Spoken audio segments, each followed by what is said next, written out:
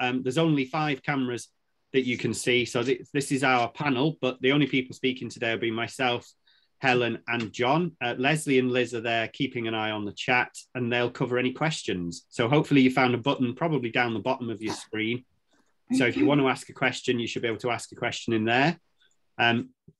We'll try to cover them in the chat, but we'll also have Q&A at the end, as you can see there. So I'm Ant Parsons. I'm from OxLEP Business, as the banner shows, and I'm hosting today, and I'll be coming back to tell you more details about the grant scheme. But before we get into the detail of that, I want to introduce Helen Ryan Wallace, who has the poster of pubs in Oxfordshire there behind her. And Helen is leading this programme and is going to tell us about the Visitor Economy Renaissance programme. Thanks, Ant. And yes, welcome everyone. It's great to have you all sparing your precious time and dialing into this very important webinar. I just want to give a quick overview. So I work for OxLEP, and we were successful just before Christmas in getting an award of 1.64 million for what we call the Visitor Economy Renaissance programme. So Ant, if you want to flick the slide at any point, that's great. So essentially, it's called the Visitor Economy Renaissance Programme. A bit of a mouthful. I tend to call it VERP, just to be quick and simple.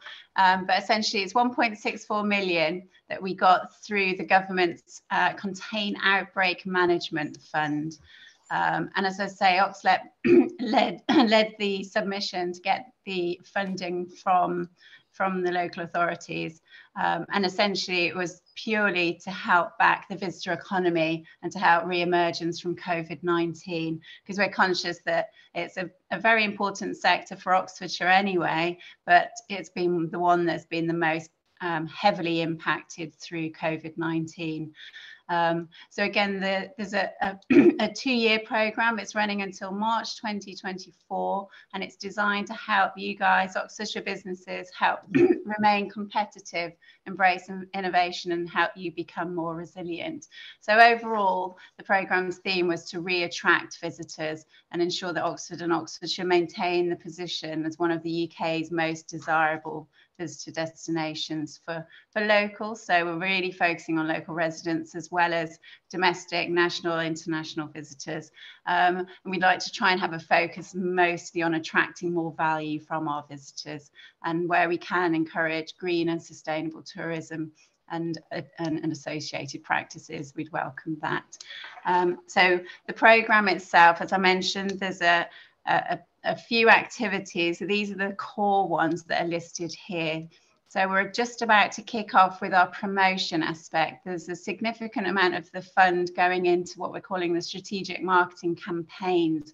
And that's been a recent tender that was put out, and we're delighted to announce that we'll be working with both experienced Oxfordshire Destination Management Organisation and also Cotswolds Tourism, who cover our west part of Oxfordshire. And between the two, there will be about 9 themed marketing campaigns that will start around autumn, running through to March 2024 to help promote your offers, your products, and attract the high spending, hopefully, visitors. We'll also be working with Ant and his colleagues to help you improve your business competitiveness and COVID resilience and any future potential impacts that may well come along. And that will be done via what we're talking about today, the Visitor Economy Grant Scheme. And we're also looking to develop a digital skills training element. So please do keep an eye out for what might be coming through that also that might be beneficial. We're going to look to rebuild market share. We're going to have a bit of a focus probably next year in trying to attract more of our business visitors, because they're a very high value spend. So we'll be looking to develop, again, probably working with both DMOs, destination management organisations, and hearing from yourselves any thoughts and comments, but build a virtual conference desk that works for Oxfordshire beneficially. All through the themes of all the activities, we'll be looking to inspire confidence of Oxfordshire being recognised as a COVID-safe destination. I think there's still a desire for that. And we're looking to explore a couple of key projects. So there was the Oxford Pass pilot a few years ago. We're looking to see if we can extend and further develop that. And then overall, we'll be looking to strengthen sector leadership, get all key local authorities, businesses, OxLEP, etc., working together for the benefit of you guys and helping to develop a future vision and action plan. So those are essentially the key elements of this programme. As I say, there's a lot of it that you can hopefully get involved with and benefit from, but that's kind of the overview.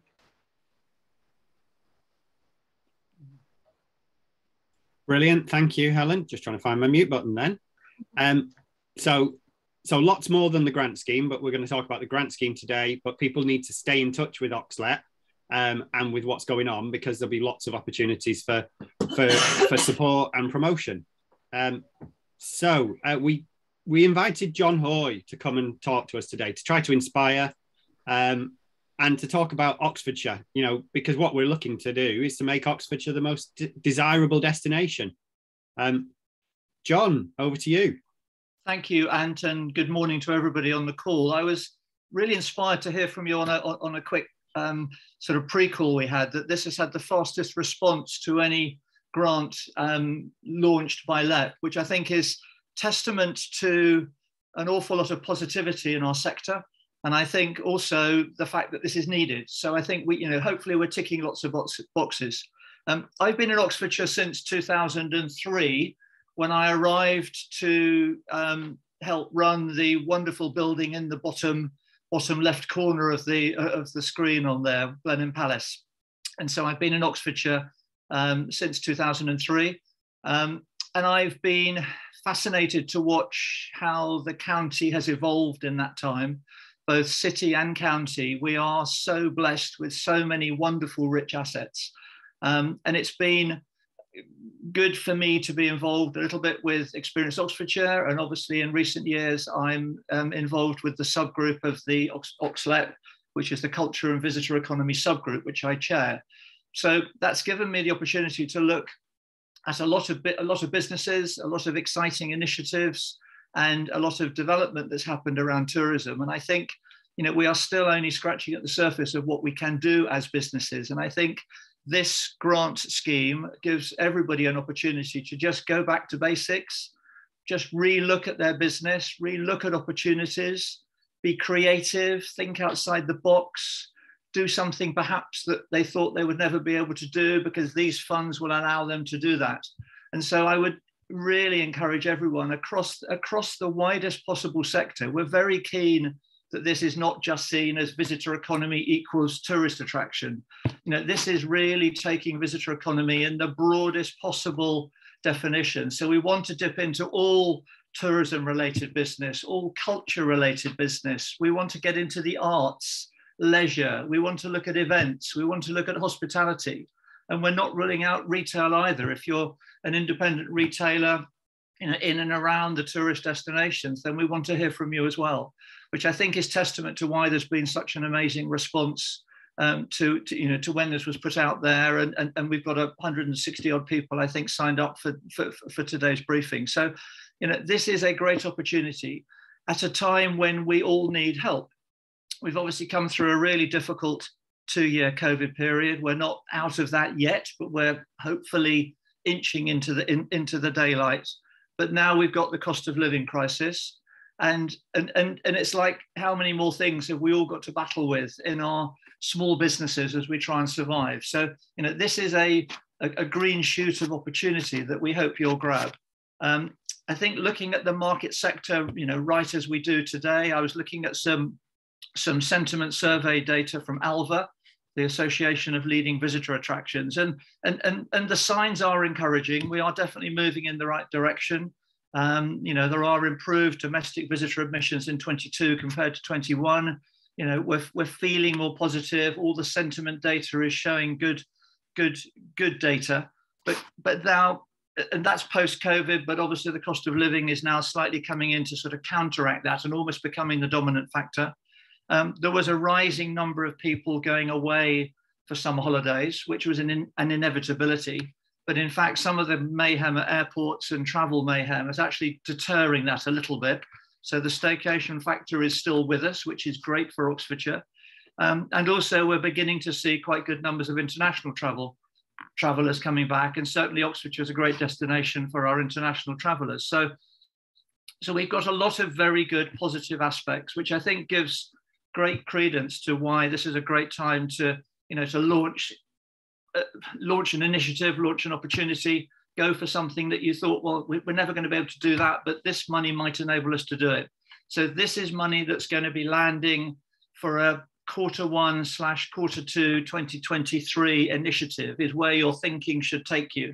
So a lot of planning time, a lot of time to work with Anton, Helen and the team. But I would encourage everyone to be creative, think outside the box, do something you thought you wouldn't be able to do, and let's grab every opportunity to drive this amazing city and amazing county and really work the assets that we've got and encourage our domestic visitors, our regional visitors and our international visitors, not just to come once or come and go. We want people to come and stay for a few nights, maybe travel around the county, maybe stay a couple of nights in the city and then go out into one of the districts and enjoy Henley, enjoy Witney, enjoy Bicester, enjoy all of the great assets of the county, and then tell everybody else. It's about communication as well. So we need to promote this great county. OxLEP are doing a great job, so are the two DMOs.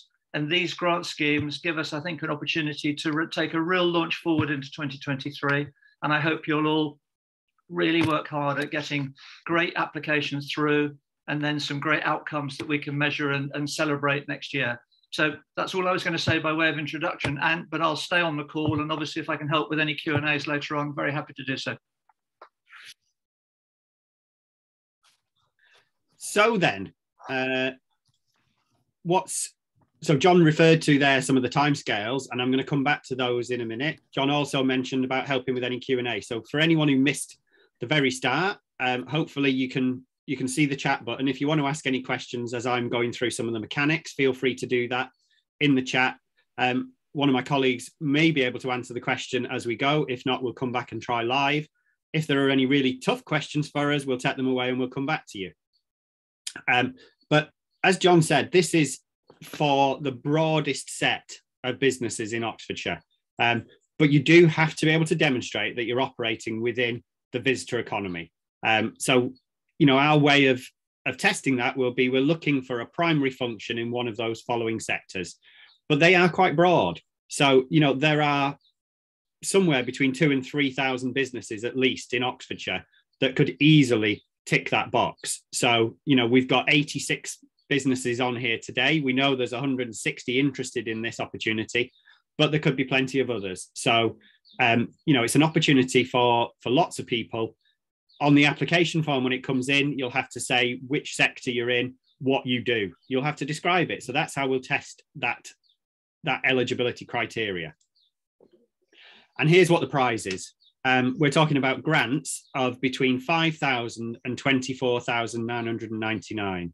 Now, I know that sounds like an odd number. Let's just talk about 25 grand, but please keep it below 25 grand. It adds work at the grant end if we go over £25,000. So that's why this scheme is 5,000 to 24,999. But that's a big chunk of money to be able to do something, as John said, that you might not have thought you were able to do before. It gives you that opportunity to try something, to experiment, to be bold. But you do need to be able to cash flow your grant. Now, what we mean by that is you'll need to apply for the grant. When you're told that you've been awarded the grant, you'll need to spend the money and then claim it. So you'll need to be able to pay for the thing that you're talking about doing and claim it back. So you get the money back and you get it back pretty quick, but you've got to be able to cash flow it. But when we talk about it, this could be something that's a capital purchase. It might be a new set of equipment that allows your business to be engaging more clients, a new tent, I don't know, something new that you purchase.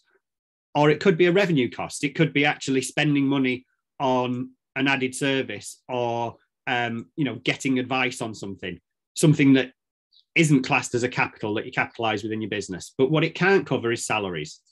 So you can't apply for £20,000 that you're going to spend and pay yourself a wage or pay your staff a wage for doing stuff. Organisations are expected to contribute towards this. So, you'll have heard the term match funding, no doubt. So if you apply for a grant of £10,000, it would be great to be able to see that you're able to put in £5,000 of your own money as well for the project of a total value of 15,000. And in that match, in that contribution, that you can include your salaries. So if your staff are spending time delivering the project, then that's your contribution, that's your match funding. And that's quite a complicated area, and we want to make sure that businesses are clear on how to do that. So we will be running some webinars over the summer to explain all around the match funding and how to manage salaries, etc. So there'll be more information on that. And we'll obviously be doing normal checks. We've got to make sure that your business is viable. We've got to make sure that you're eligible for this fully funded government support. And then, as John said, we're talking about Q1, Q2 of next year, really. So by the time we get through this process, you'd get the money hitting your bank either mid-December or early January. Sorry, no, you'll get approved for the grant in December so that you can spend the money from mid-December onwards, and then you must claim it back before the 31st of May 2023. Now that's round one. There is going to be a round two as well, but we're focusing today's effort on round one. You're all here. You're not thinking, hey, I'd like some money in 9 months' time. You're thinking, I want some money as soon as possible. So that's the sort of how much you can apply for. What can you spend it on? Well, this list is nowhere near exhaustive. So I don't want you thinking, oh my God, what I've got planned isn't on there. But here's just a sample of things that you could spend it on.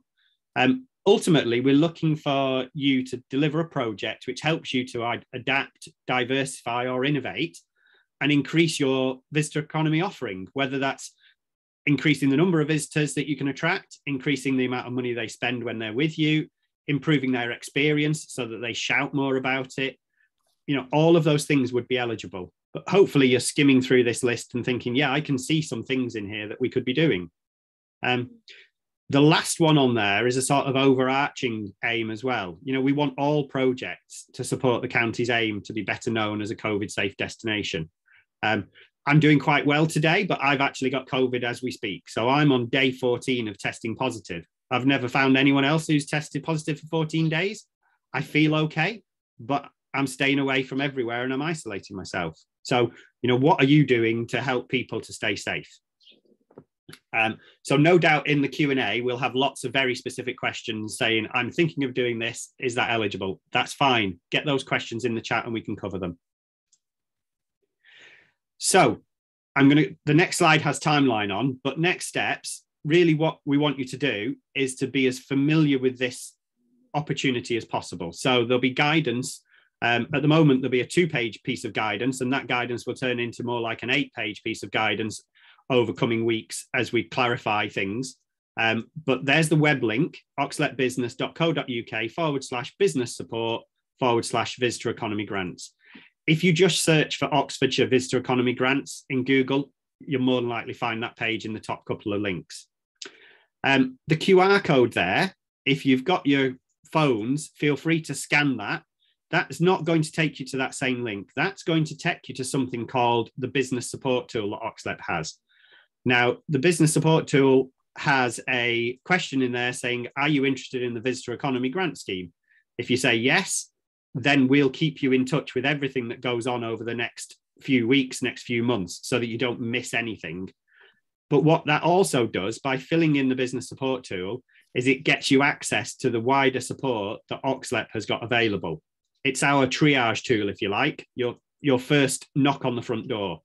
And what you could be doing over the next few weeks, few months is, you know, engaging with some webinars. You could book a one-to-one with an advisor and have a chat about what you think you're planning on using the grant for. The advisor might be able to say, oh, that sounds great. Have you thought about adding this? You know, somebody else to bounce your ideas off. Now, those advisors can't write your grant for you. So, you know, when it comes to your application, please don't book a one-to-one and ask them to write the application. They can't do that, but they can talk through it with you. They can have a good chat with you. They can give you their views on it. So there's opportunities starting right now. And I'm saying that because the scheme doesn't open yet. This is our early launch. We wanted to make sure that you knew about this opportunity as early as possible. So register your interest and start thinking, engage with the support over the summer. but the application window will actually open in early October. Now, we've got a selection of dates in mind that are all in that first week of October. So that's when we're looking. But in the first week of October, there'll be another event. More than likely, it'll be a face-to-face event somewhere. And we'll be shouting from, the hilltops that this is open, get in there and apply now. We'll also email everybody that's been on this call today and everybody's registered to make sure everybody knows. But you'll have 4 weeks or so to get your application in. And it's a one-stage application. It's not going to be a massively complicated application form. You'll need to describe your business. You'll need to describe what you're planning to spend the money on. You'll need to describe how your business is contributing some match funding into that. So it's those sorts of things. And you'll need to complete that full application by the 5th of November. Now, anyone who's already checked their calendar will know that that is a Saturday. So we've picked that date because it's November the 5th, and everybody remembers November the 5th. It's one of the longest standing visitor economy dates in England. So remember the 5th of November. You can't forget the deadline for applying for this grant scheme. We then make sure that we'll have made the decisions and informed you by the 15th of December at the latest. It'll be quicker than that, but that's our ultimate deadline. And then you'll know that you're getting the grant, which means that you can get on with your project. You can start your project, you can get on with it. You've done all your planning. You can use, if January, February is a quiet time, you can use January, February to get the work done, whatever it is you're planning on doing.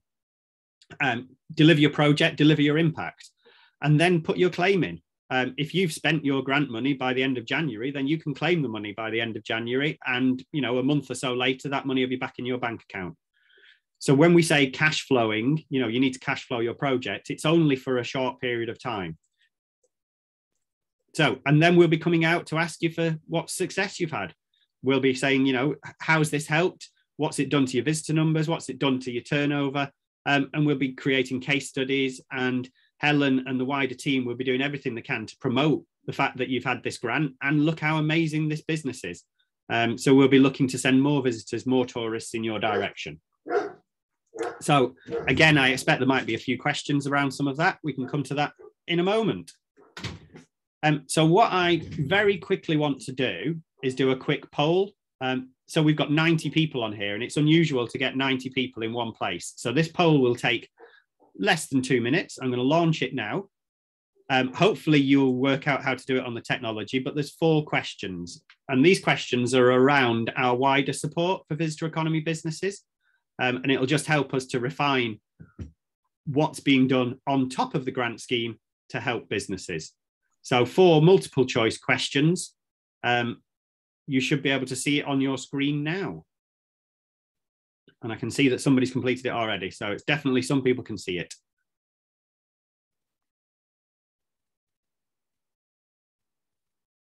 So these questions are around digital tools and solutions. As Helen mentioned earlier, we're looking at digital training skills. We're looking at, what's those extra things that we can do to help the visitor economy businesses to be as successful as possible.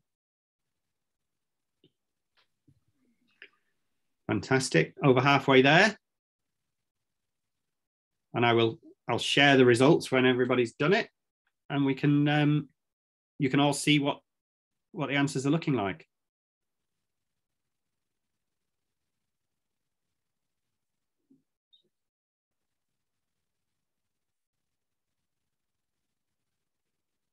Right, I'm going to count down from 10.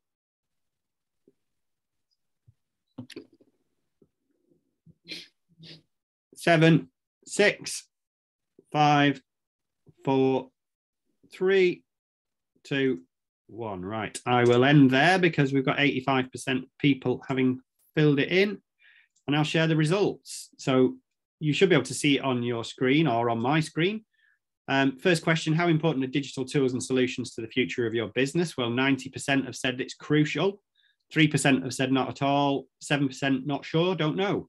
Okay.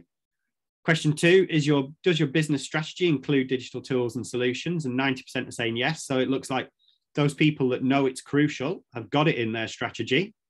Others maybe need to think about, how are we integrating these? How are we planning for this? Question 3, does your business leadership have the right knowledge and capability for digitalization? Well, that's I guess reinforcing some of the things that we've heard. That's why we need to be doing skills, because more training so that people know more about what to do. And then question 4, when it comes to the digital skills needed to deliver your business strategy, do you have staff with the skills in-house? So 24% have got the skills, 29% use contractors or suppliers, 6% have got a gap and need to recruit staff, and 42% want to develop the skills. So again, reinforcing the need for training, but also acknowledging that actually you can use contractors and suppliers. So if the training need is too great, maybe it's better to be outsourcing that activity. That's really useful for us. Thank you very much for filling that in.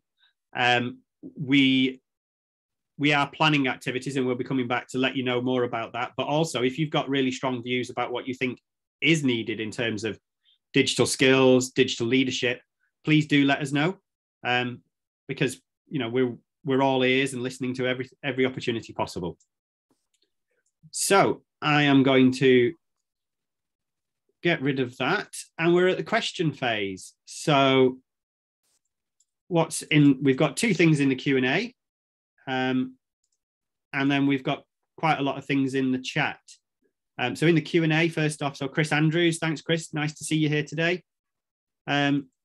You believe you've got a valuable resource that can help the whole project, as well as the base of new visitor attracting product that we plan to develop. You've got an image bank of Oxfordshire taken over the last 40 years, established bank of products, books, cards, things to attract visitors.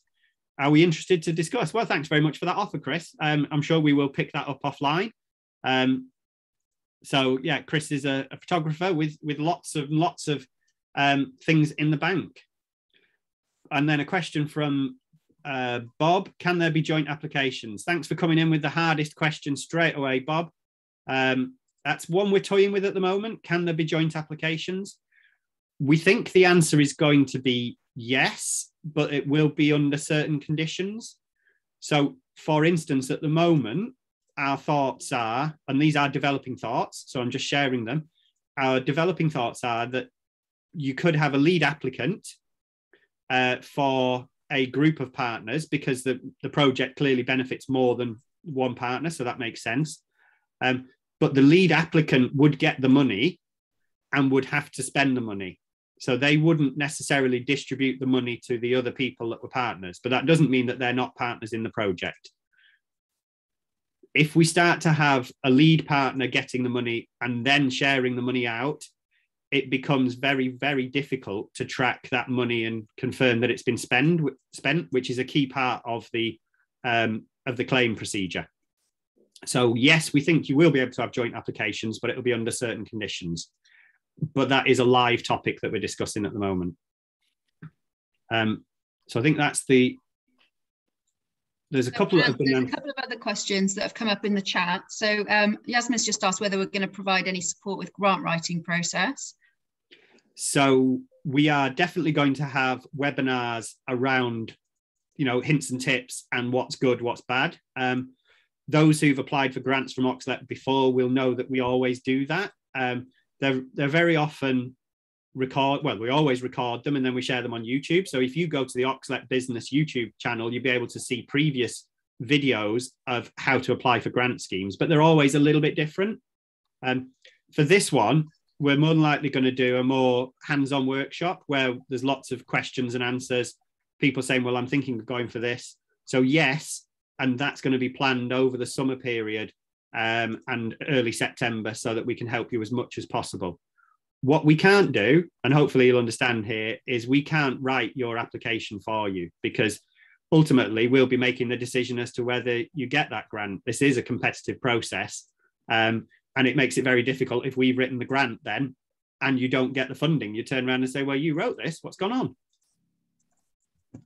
Was there something else, Liz? Somebody's asked if multiple outlet locations under one business, can each location apply for a grant? There's only one application per business, is that correct? Yes, I think what we've said in previous schemes is a business can put in more than one application, but the chances of a single business succeeding in more than one application is very slim. So our advice to businesses would be to really concentrate their effort and focus on putting in the best application that's going to deliver the greatest value.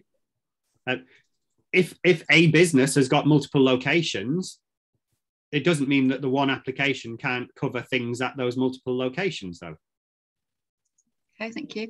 There are specific questions around, will we be looking to link digital training to tools already available from the likes of Visit Britain and Visit England?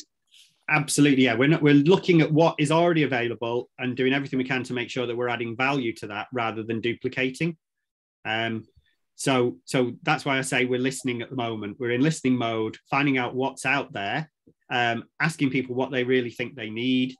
We're getting lots of examples of people saying that they've seen and heard of great things, which is brilliant. So we can look at how we make sure that those things are as well known and shared as possible. And then if there are gaps, that's where we'll deliver extra support.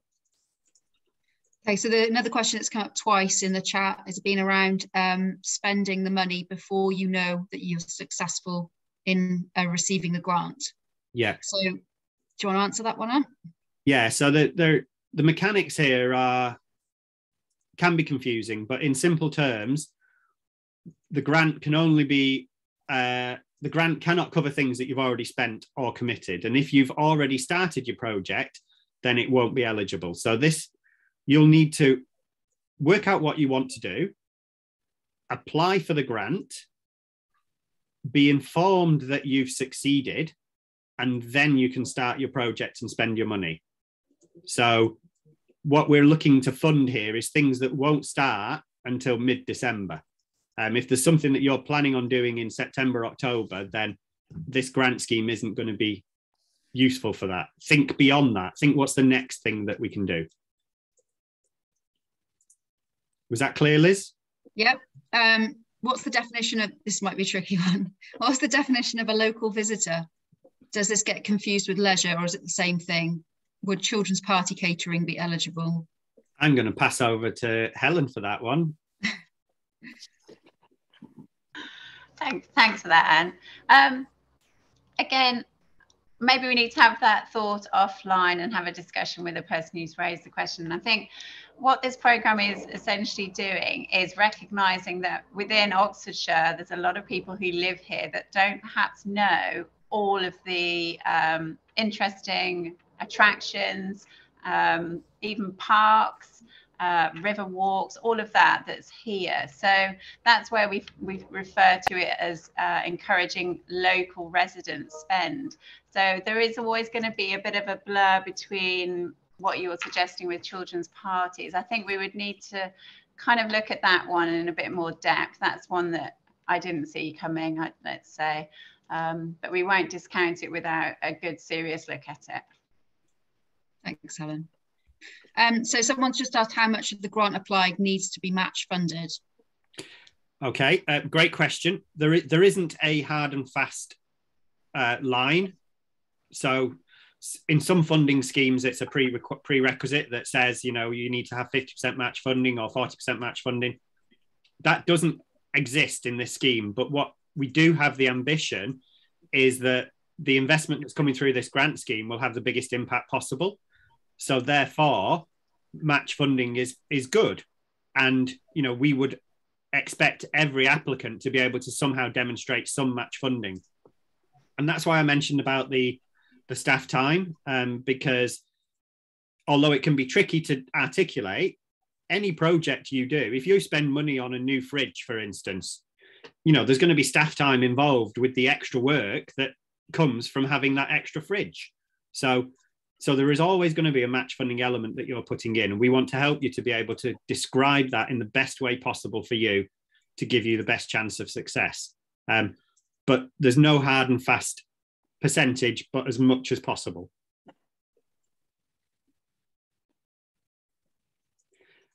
Have we got all the historic questions covered, Liz? There is one at the very beginning of the chat, which is probably for Helen to answer. So somebody's asked, of the 1.6 million, how much of the money will be going towards the grant pot? So for the actual grant pot, there is 500,000 currently available for the grant scheme. And then the other elements of the programme are obviously all part of the 1.64. I think what he was asking was how much was going towards the businesses. Well, essentially all of it's going to benefit the business. There's a very small element to just obviously deliver the programme, because everything always has a delivery value, as we all know. But essentially all of it is there to be supporting businesses, whether it's direct, like this grant scheme, or the digital skills training element that we're currently developing, or the actual sort of more of what he's described as administrative, the virtual conference desk and the marketing campaigns. Those are still there to highlight and showcase and attract visitors into Oxfordshire, because we're very conscious that with all the changes coming out of EU, etc., there is a lot more demand on people's money and spend, and a lot of places are really gearing up to attract visitors outside of our county. So all of the programme has been designed to help support the wide breadth as much as we can of the visitor economy. Okay, thanks, Helen. There are a few other questions in the chat around what you can spend the grant on, in terms of, can you use it for hiring a building, can you use it for purchasing a shop, things like that. But I think that those ones particularly we would just get will be covered in the full guidance as very clear, eligible or not eligible. One thing to mention is that anything that requires planning permission is not allowed. Mm-hmm. Yeah.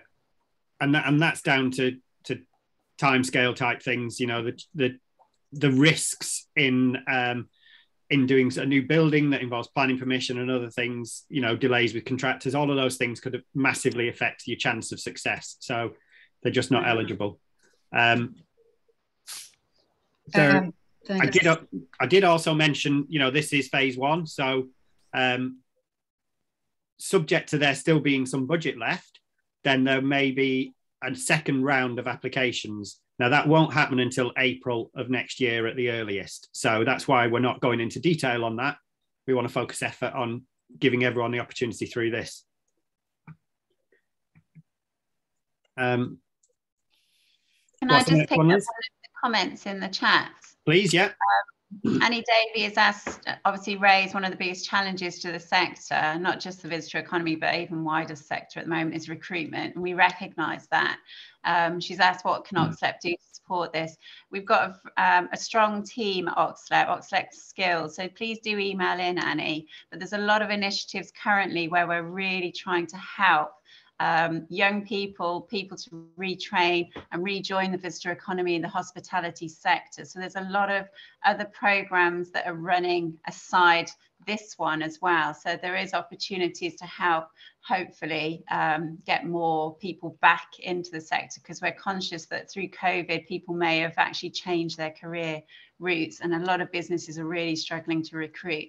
So there is activities underway, so we can connect you into our other colleagues. Brilliant. And just on that, there is another grant scheme that is going to be launched in a few weeks' time for supporting apprenticeships. So it fits exactly into that bracket, but basically businesses would be able to get up to £3,000 to use directly supporting somebody starting an apprenticeship.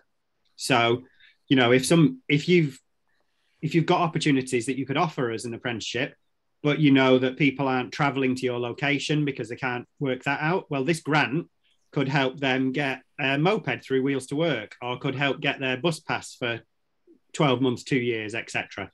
So grants that will be given to businesses to be used helping apprentices to start. So grants of £1,000 through to £3,000. And that's going to be launched in the next 3 to 4 weeks, and will be open for at least 6 months. So opportunity there, and that's coming through OxLEP again.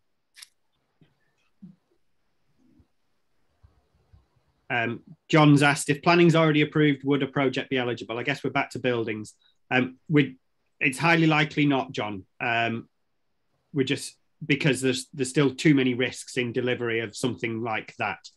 You know, it's definitely worth having a conversation, because it depends what you're talking about doing. You know, if you're doing an internal fit out, that might be okay. But if you're doing something quite significant, probably not. Understand it can't fund salaries, but to be clear, can it be used to recruit external consultants on a project basis? Yes, that would come under the revenue costs. So you just have to clearly articulate why that's the right thing for you to be doing, and what the outputs, outcomes, impact of that would be.